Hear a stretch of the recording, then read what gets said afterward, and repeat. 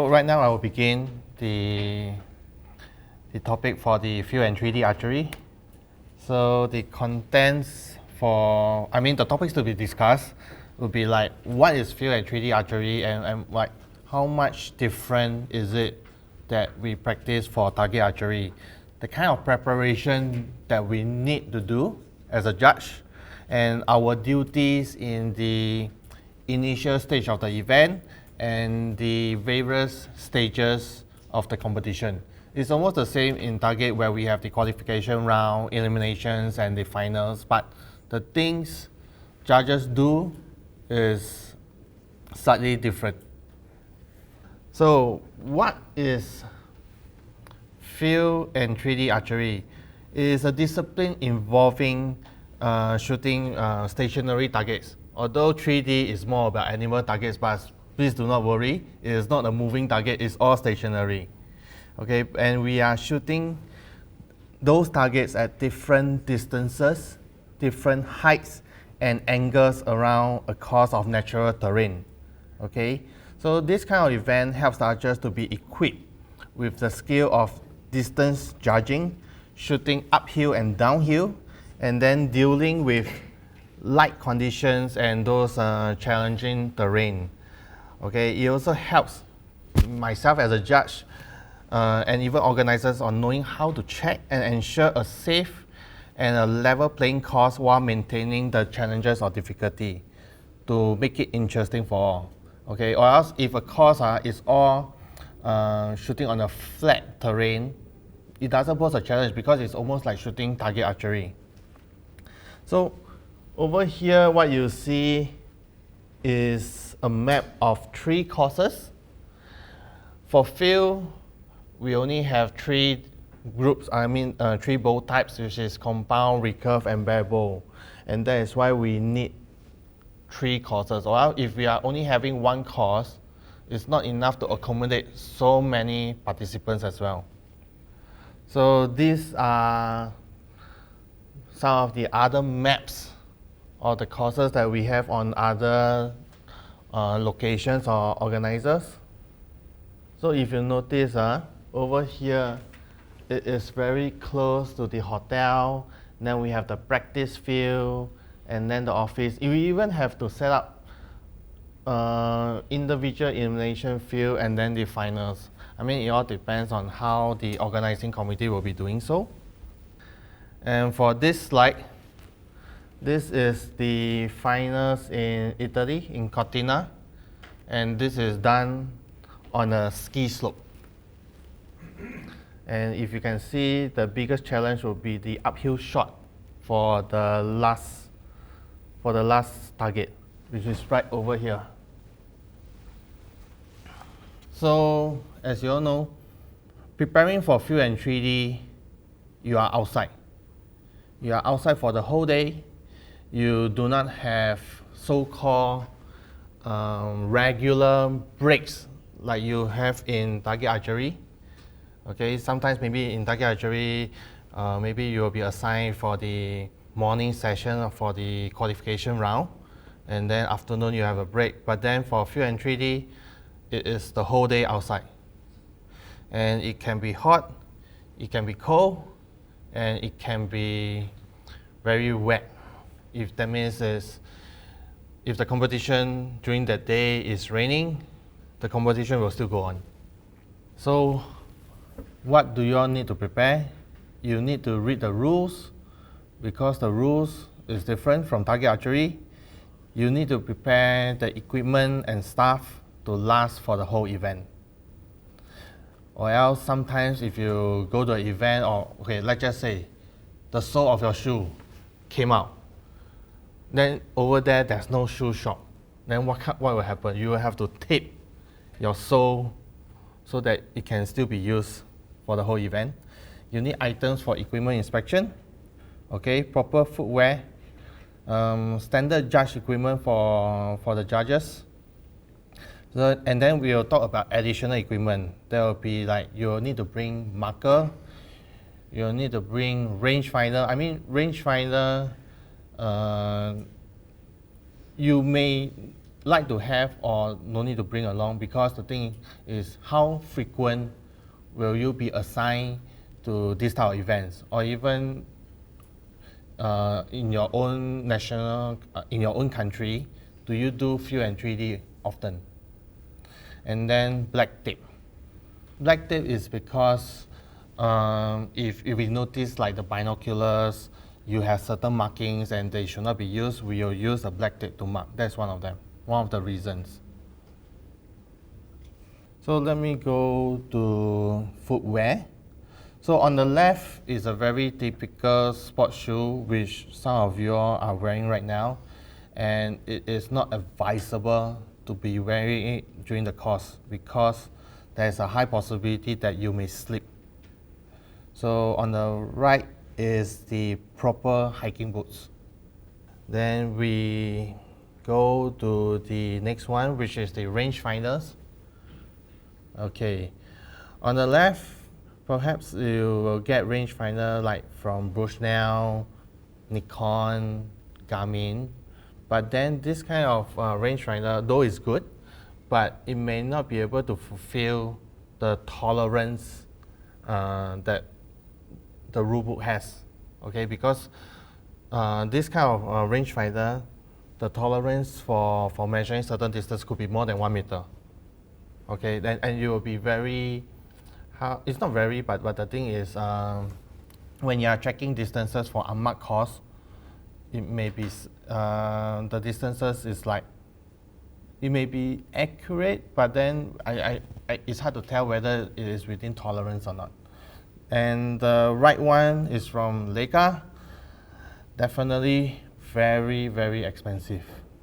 Bosch also expensive? Okay, I thought it's Leica. No, it's in the middle range, but it's okay. accurate.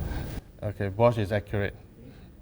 Just to highlight one thing, this does not mean that we have to go and buy this piece of equipment to judge any field event. It's good to have, but it's not like if I don't have a rangefinder, I can't go there.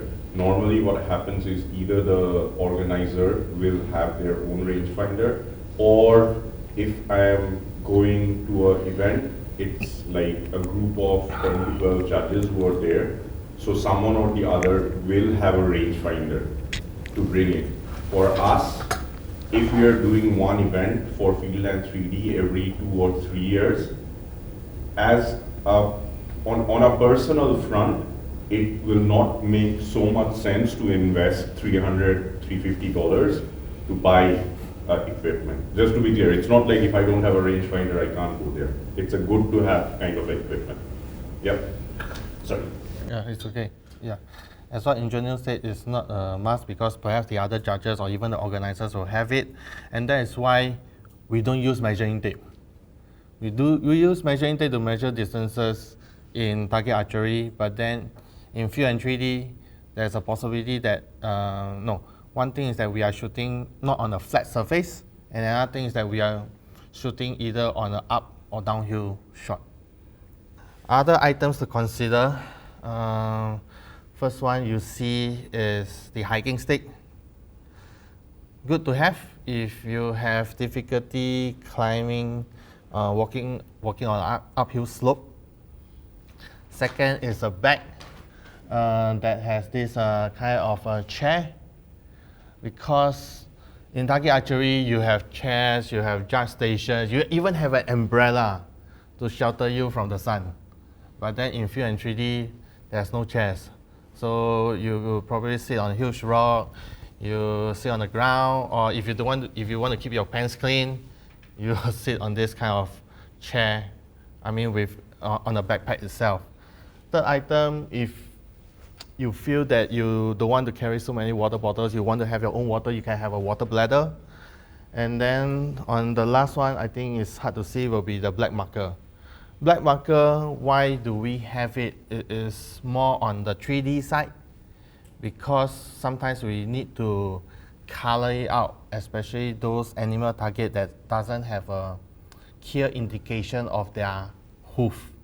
That means the animal, the nails, that kind of. Okay, right now we talk about the venue or course inspection.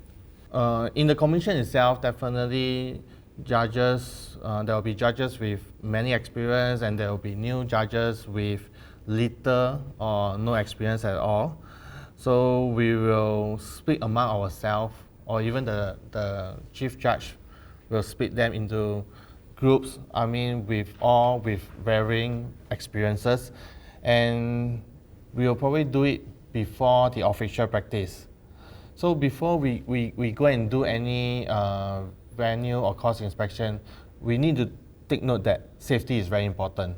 As what Hussein has said, there should not be any targets where the shots there's a possibility that the shots will be flying over and then it can be going over to the other side of the course.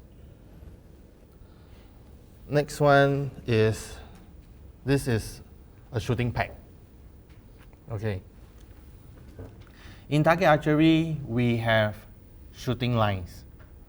But in field and 3D, what we have is a shooting peg, and then we have 3 different colors. Okay. So if you see, we have red, we have blue, we have yellow. If you all remember, red is for the recurve and the compound. Blue will be for the bare bow, and then yellow will be for the long bow and the under 18 bare bow. So then if you think is that if we have a peg, then that means there's no shooting line. Then the next thing is that definitely there's no valid arrow line as well. So that means if we have no valid arrow line, I think there's one inside our rulebook, it did mentions that if the arrow was dropped, if you can reach out with your bow, if you can pick it up, then the shot can be reshot again, within your own personal time frame. Then now is this. In the course inspection, how many targets will be set up in a course? So there will be a total of 24 targets being set up in the course. In all major events, there will be 3 courses to accommodate the bow groups for the field, which I mentioned earlier, which is compound, recurve, and bare bow. And there will be different sizes of targets as well, from 20 cm, 40 cm, 60 cm, and 80 cm. So right now, as you can see, all the references will be taken from book 2. So the first thing you will need to take note is that there should be clear direction markers and the sign. So this will be a direction marker telling me that I'm going to target 18. And then you will tell me, sometimes we will put out additional signs to say that go this way to collect our arrows and so on. Or sometimes it could be signs like put your bow here, because you are going to a target, then you will have to walk back to the path to the next target. So target number is your first waiting area, and it should be about 5 to 10 meters before reaching the shooting peg. Then the next thing is that shooting peg should be visible, and then you should have to take note of the public path, any public path crossing the course, any possible animals. And then the next point is that pathway for all. When you say pathway for all, it's not just for archers, the judges, but we are talking about pathway for medical personnel. We are talking about pathway for the team manager in case archers inside the course has equipment failure, and then the team manager will be able to reach out to them in a safe and quick manner, because equipment failure in field and 3D is only 30 minutes. So for the next slide, this is talking about the tolerance for setting up the targets for field archery. That means anything less than 15 meters, the tolerance is 25 cm. So for distances, shooting distances from 16 to 60 meters is tolerance of 1 meter. And when it comes to mud course, the tolerance will be increased to 2 meters. But then when it comes to measuring the distances, and that is why we have the rangefinder, because we are measuring by standing up. Example, like it's one of the standing archers using the rangefinder, and then we go towards aim towards the target based on like how an archer is being standing or how the archer's height is. So it will be measured in the air approximately about 1.5 to 2 meters above the ground. Then the next thing is target faces. Target faces must be set at least 15 cm from the ground. So this is one of the few important points that we need to take note when we are looking at how the targets are being set up. So definitely we will have to check on the distances, the target faces, placements of the targets. And when I say equal footing, I am mentioning is that whether the archers, when they are standing on the shooting peg, whether they are standing in a same angle or in like whether is it flat or whether they are standing in the same angle of the slope of the ground. And then we talk about waiting pose, and then we talk about clearing. I will show you a picture of what clearing actually means. So you take a look at this picture. This picture is actually showing us that they are shooting towards the target in between the trees, but then you have branches coming down. When I say clearing is that you have to ensure when they shoot towards the target, the arrow is not hitting any overhanging branches. You may even need to consider is that what happens if it rains. Rains will have a high tendency for the branches to be even lowered. So that is what I mean by clearing. What will happen if a short archer, perhaps about 1.5 meter, whether is there sufficient clearance of the archer shooting the arrow towards the target? And not just on short archers, we also have to consider like left and right shooting archers, with different master eye. Then this will be the one from our book 2, chapter 8, where we will talk about the distances to be set up for the yellow peg, blue peg, and the red peg. And then over here will be the target faces that we have. So over here, I do have the target faces which is being used. This will be the 20 cm. This will be the 40 cm. And then the last one, this is the 60 cm. Unfortunately, over at my side, I can't buy any 80 cm. So this is what I have. Okay. But you all notice, the scoring zones are only in two different colors. It is only in yellow and black. So we take a look at this. This tells us about the scoring zones, where the highest will be 6 points, and then the lowest will be 1 point. One thing we will need to take note is that you see every scoring zones there will be different, there will be dividing lines. So the dividing lines, the maximum width is 1 mm. Then if you notice yellow and black, that means between the scoring zone of 5 and 4, definitely there should be perhaps a dividing line, perhaps a black one. But then if there's no dividing line, it's just like when we see target face, it was between I think it was a blue and black. Yeah. So we can't see any dividing line, so if they hit somewhere higher to the next scoring zone, we'll give the higher point. So these are some of the pictures I would like to show you. Like from on the left, this is for the compound, definitely is the longer shooting distances. On the right is two archers shooting on the 20 cm face.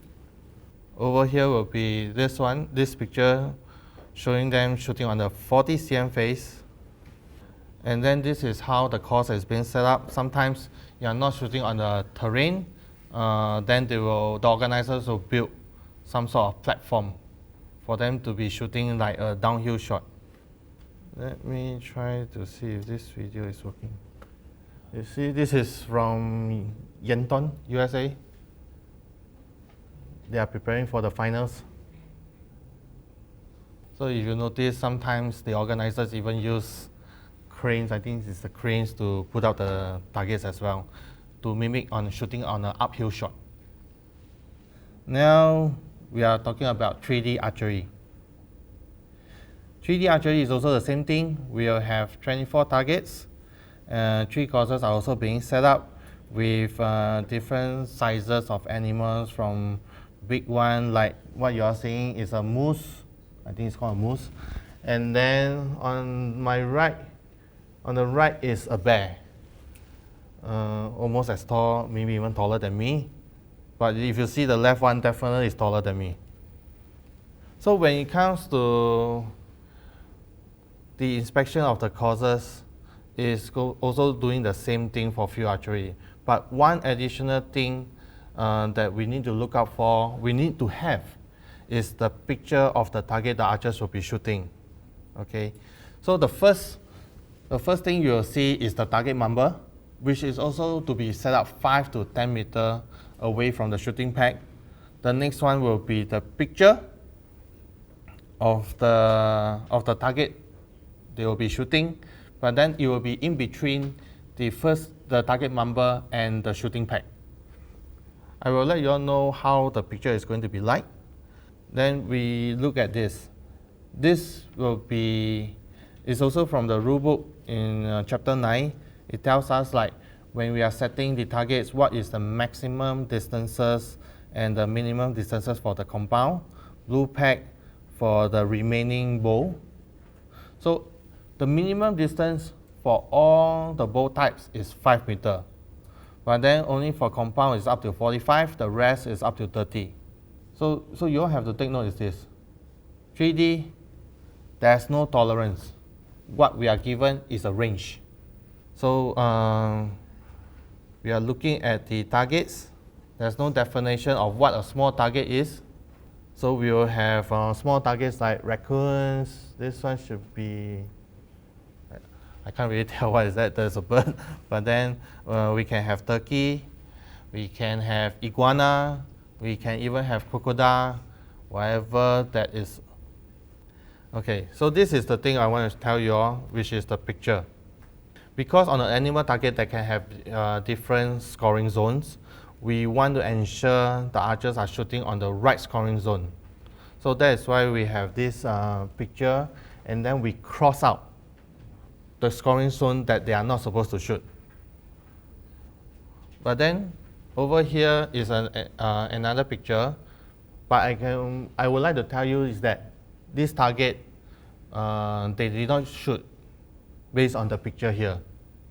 It is because over here there is a clear indicative line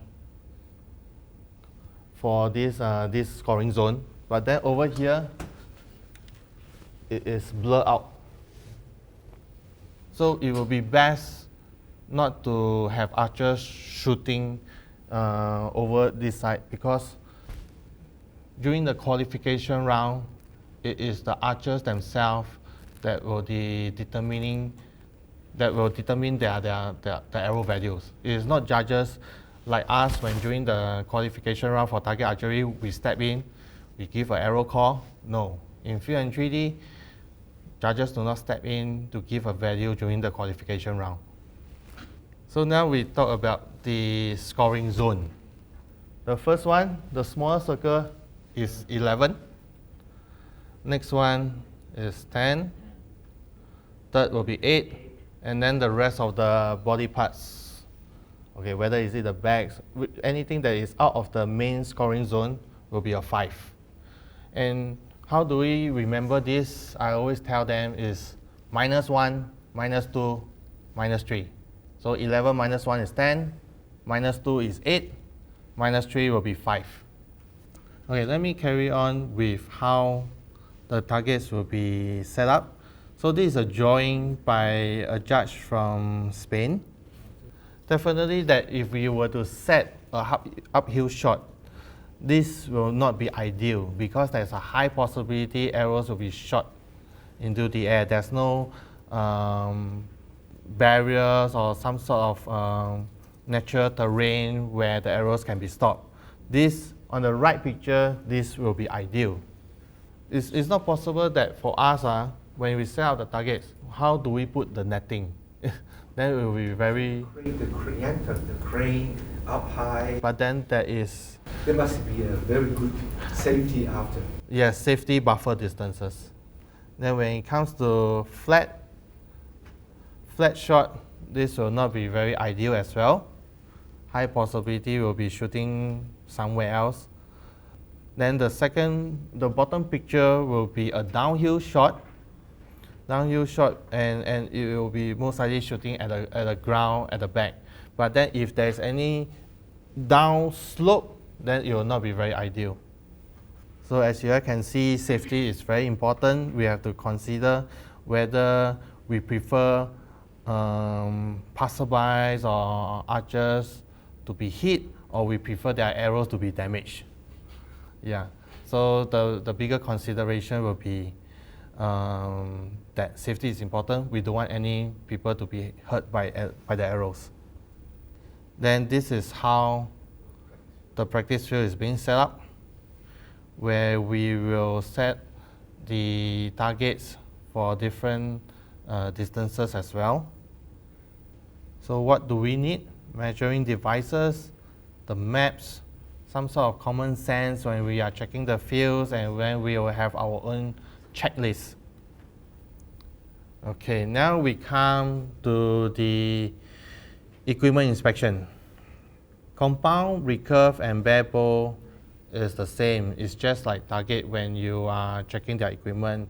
But then when it comes to 3D, it will be much more difficult when you are checking on their traditional bow and the long bow.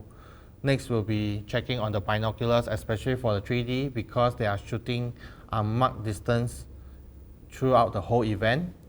And then possible things that they will bring along for ranging. So equipment inspection for the recurve, because especially for unmarked course, we will have to take note is that no parts of the sites are being modified for the purpose of providing a means for range finding. Then we will have to check carefully on their sight window whether they have some sort of markings that they put to tell themselves that what is the distance of the target they will be shooting. This will be for the compound. On the left is the multiple sight pins. It can only be used during the marked course for the field archeries. Other than that, unmarked and 3D cannot be used. They have to change the size, or They will have to remove the sight pin. size? Yeah. Only one. Yes, only one. So over here you will see two pictures. One is the manufacturer's scale, where they will use it to adjust the sight to adapt to the different shooting distances they will have. And then on the right is their own personal scale. So now we come to bare bow. The bare bow, the most important part will be on their fingertip, where we say that the stitching shall be uniform in size and color. Marks or lines may be added directly to the tab or on the tape placed on the face of the tab, and these marks shall be uniform in size, shape, and color. And there should not be no more than 2 lengths. No regulation on spacing between the marks. So if you can see, all this first one is allowed because there are only 2 lengths. Second one is also allowed, and the third one is also allowed. So now we talk about traditional bow. I'm not sure how many countries still have traditional bows being used for competition, but then let me explain on the makeup of how the construction is like. So over here in the slide is that it should be, the riser should be of a laminated construction, including wooden laminate or made of one piece of wood. If it is not made entirely from wood, then it must contain a minimum of 1 wood laminate that runs the entire length of the riser. So bows may have adjustable limbs for poundage and tuller adjustment, and it may be a takedown type to incorporate factory installed metal fitting in the riser for limb adjustment, stabilizer, and bushing. So this is the pictures for the traditional bow. So simple arrow rest is allowed, string silencers are allowed, string walking is not allowed. And we should not have any jaw check device or clickers. Arrows of any type may be used, and then tabs or glove may be used for using Mediterranean loose or finger under the knocking point. So this will be the part we will also take note when doing the equipment inspection, and that will be their arrow rest or they are using the covered shelf. This picture tells us when they are using the covered shelf, which are the one that is acceptable and not acceptable. So for number 1 and number 2, they are not acceptable. Let's just say for number 1. Number 1 is not acceptable because it is more than, the vertical part is more than 1 cm. Number 1 is about 15 mm, so it's 1.5 cm. Number 2 is not acceptable is because of the thickness. The thickness should not be more than 3 mm, but then for number 2 picture, it is more than 3, it is 4 mm. So if you look at number 3 and number 5, they are being accepted because they are within the, they do not violate that rule. 4 is not accepted because of thickness. Number 6 is not being accepted also because of the thickness. So only 3 and 5. And then this is how the drawings of their bow for traditional bow is going to be. Mediterranean loose on the left side, and then fingers under the knocking points on the right. Then the next one will be the long bow. So as mentioned in the slides, it shall be correspondent to the traditional shape of long bow. Shall not touch any part of the bow but only at the string nocks. Bows may be made from any material or combination of materials. The shape of the grip is not restricted and center shot is allowed. The bow shall be bare and free from protrusions, sides or side marks, or laminated pieces within the bow window area. And last but not least, then this is the part where we will need to use the measuring tape to measure the length of the long bow. So it shall not be less than 150 cm for juniors and women's, and not less than 160 cm for the men. So how do we measure? We measure from the back side of the bow. So just a string or along the belly? The measure, just a straight one? Just a straight one. So this will be how a long bow is going to be. So definitely if a long bow for the man should not be less than 160 cm, so it will be a 2-piece takedown, or else how do they store it when they travel to other countries for competition? So for long bow, there is more things that cannot be permitted. So shooting from the shelf can be covered by any materials. String and face walking are not permitted. No weight, no stabilizer, no vibration dampers is allowed. And for long bow, another thing unique for this bow is that only wooden arrows are allowed. But they will still have to follow the usual allowed diameters for the point and the shaft. And then they have to use natural feathers. Then we will have, since there's no sight, we will have to look at the side window. So any marks must be taped. So any marks on the binoculars must be taped. And then most important thing is that any camouflage on bags, quivers, belt and caps must not be used. So as I mentioned earlier, binoculars, scopes and other visual aids may be used for spotting arrows, but should not have any visible scales or marks to be used to range distances. And then this is about ranging. So if you look at the picture on the right, it's a French archer using his fingers and hands to estimate is like what is the distances for the target. So over here is like the restrictions for the ranging. So they may carry with them a copy of the World Archery rules or any part thereof to tell them that especially for field is very limited. I mean, not say limited, but it's telling us that for this target phase, this is the type of distances that they will be shooting. Another thing is that For archers, they are not allowed to bring any electronic devices. I mean, more of the communication devices like mobile phones. No mobile phones inside. So another thing is that the picture over here is an archer using an arrow and then using her thumb to see how far the target is. How the qualification round is like. For field, it will be 1 round of unmarked, 1 round of marked. For 3D, is 2 rounds of unmarked. But anyway, you can just remember, tell yourself, 3D always unmarked. So total targets will be 48 because 24, like for the field, you'll shoot 24 targets of unmarked, and then the following day you'll shoot 24 targets of marked.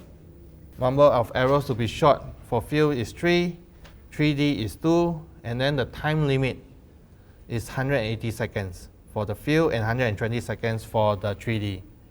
So I did mention earlier is that for judges we need to do venue inspection, but we are not doing just one time. So for the official practice, we'll do once. Before the start of the qualification round, we'll do one more time. End of the qualification round, we'll do one more time in preparation for the next day. So this is how it's going to be for checking on the course during the qualification round. So arrow course to be handled by the archers themselves. Then we will also have to take note of any unsafe shooting techniques. It's high draw. So high draw most of the time will come from the compound archers. Rebels, unlikely. Recurve may have. So we talk about the timing. There's no timer in the field. Timer is normally will be set in target archery, but there's no timer in the field. So archers will be shooting by themselves. I mean, they should know that they should shoot 3 arrows in the field within 180 seconds. So what happens when there is undue delay? How do we determine undue delay? Is that if we see a target, we have 2 groups, 3 groups waiting to shoot on the target. Then that means there's 1 group that is causing undue delay. Then we will go and time the archer. Let's just say the archer shot, when we time, he took about 4 minutes to shoot 3 arrows. He will be given a warning, and that will be the first warning. Again, when you go to the next target, you time, or maybe another judge saw and he is being timed, and he shot, he took about 3 minutes and 30 seconds. Second warning. And then when he is being timed again, let's just say he took about 4 minutes again, then he will be given a 3rd warning, and then from the 3rd warning onwards, the highest arrow value for the end will be removed. So it is coming that from the 3rd and subsequent warning that he or she received, highest arrow value will be removed. And these warnings will be carried on until the end of the qualification round. So then just now we did mention a bit about the equipment failure. 30 minutes will be given for them to resolve the thing. So let's just say if they cannot resolve it, then the archers will be given a miss for any targets that the remaining members of the group will be shooting. Then during these 30 minutes, if there's another waiting group at the back, that the other group at the back will continue to shoot their target first. So this is like how just now Indrajit did mention, is like if any archers having an equipment failure issue, any medical issue, they will shout, "Judge, judge, judge." Because if you don't shout, then we won't know where they are. And we are in a course inside, and it's quite big. It's quite big. So this is the slide on the timing, like how many archers will be advancing to the elimination round. This has been changed. In the past, it is the pool system. Right now is head-to-head matches. So the top 16 archers will go to the elimination round for the individual. Total targets they will be shooting is 6. Number of arrows to be shot is 3 for the field, 2 for 3D, and then the time limit is also different between the two different disciplines. This will be for the team. Okay, then if you all notice, field we have 3 archers in the team, but in 3D we have 4 archers in the team, and they are shooting in the same time, 120 seconds. Okay, this is because we have taken into consideration is that for the long bow and the traditional bow, they don't take a lot of time to aim, and then they will just, once they aim already, they will shoot it out. So it takes quite fast. So the longer time for 3D to shoot their targets will more onto the compound and the bevel division. And then the format of shoot is like how you do for, although it looks something similar for alternate shooting, but then because you are shooting at a target, you we cannot have both teams shooting together because of safety issue. So we'll have one team shooting the target at a time. This will be for mixed team.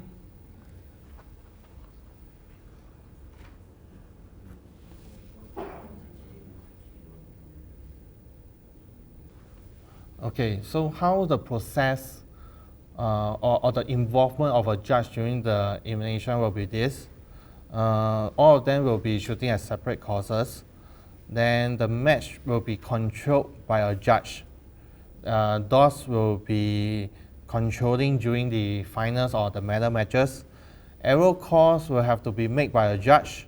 And then these elimination rounds are timed. Okay, go and stop. We will tell the team or we will tell the archers. First thing is that whether they are ready to shoot. If they are ready to shoot, then we will start the timer and say go. Then we will show the yellow card during the last 30 seconds. But we are not just flashing the yellow card itself. We will also tell them 30 seconds because the archers will be like concentrating to shoot their targets. Then they will feel that, hey, if you flash the yellow card, and what if you are standing on the right side and a left-handed archer wouldn't be able to see the yellow card. So that is why we will say 30 seconds and we will say the yellow card, and then when it ends, the timing ends, then we will say stop. So please take note, again, equipment failure is not allowed during the elimination round. So this is for the teams. They do not shoot at the same time. They use the both blue and the red pack. So all archers function as a team, including the coach, because the coach maybe they will take the binoculars and will move with the team to tell the archer where the arrow lands. And then they can have assistants to carry the tools or additional balls, but they have to wait at the target number or to wait at the waiting spot. Order of shooting. Why do I show these pictures with the 40 cm target face and the 20 cm target face? This is because every group has at the most 4 archers, and they will be shooting in pairs. Let's just say A, B, C, D. AB is the first pair, CD is the second pair. If it is the turn for the second pair to shoot first, they will be shooting for the 40 cm face, they will be shooting the top, the top target face, or else when it comes to 20 cm, they will be shooting column 1 and column 3. The most important thing that we need to know is that which pair shoots first. The pair that shoots first will shoot at the top, then for 20 cm it will be column 1 and column 3, and so on. So this is the thing that a lot of judges or even sometimes the archers will not be able to comprehend on this part, the order of shooting. Other than that, archers shooting 60 cm and 80 cm, that one is straightforward. I'm sorry, did you understand this? One is thing, did you understand? Can you? Yeah, because as he says, also a lot of people don't get that in the beginning. Can you repeat what you just said?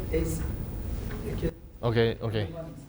On the bunnies, let's just say, so example, if I'm the first pair, A and B, straightforward, I will know that A will have to shoot this column 1, B will shoot column 3. But if it is the pair that is shooting first is C and D, if you think about indoor, maybe C and D will shoot at column 2 and column 4, but no. C and D are shooting first, and they will have always to start shooting. C will shoot in column 1, D will be in column 3. Do you understand? Yes. Okay. It rotates. Yeah, because this is a common mistake. The rotate is the pair that they are shooting, which pair is shooting the target first. That is the part that they rotate. Okay, so this is the picture of a team shooting in the finals where the barebow archer is at the blue pack. For field team, it's consists of 3 archers, three different bow type. Yes. In one team. Yes. For 3D, it's 4 different bow type. In one team. 4 archers in one team. Yes. So many people shooting recurve. But if it comes to hunting is a much more primitive thing. And then recurve bow has stabilizer all the way. So it's compound. Yeah, so it's compound. You never hunt with the scope. But compound has the scope. So this will be the final field. And then if you take notice here, over here is the coach's box. So now we talk about the finals. The timing is the same, will be done by the DOS. Archers shooting at the same time on 4 different targets for the field. Then we'll have the team. The team is pretty much the same during the elimination. Then, so if there's a DOS, means there's a timer. Then the judge that is presiding the match do not need to use any yellow card. Okay, and we always start with the red pack shooting first. Then I think it's very straightforward is this. When there's a shoot off, the timing is still the same, 120 seconds. Then we come to the mixed team. Mixed team, they'll be shooting together at the same time because we are talking about the same bow type. They'll be shooting from it's just like individuals, but the very unique thing for them is this, they have to alternate every shot. They have to alternate every shot. Then the timing for them is 160 seconds. Then when it comes to shoot off, straightforward, 80 seconds only. So this is the end for the field and 3D.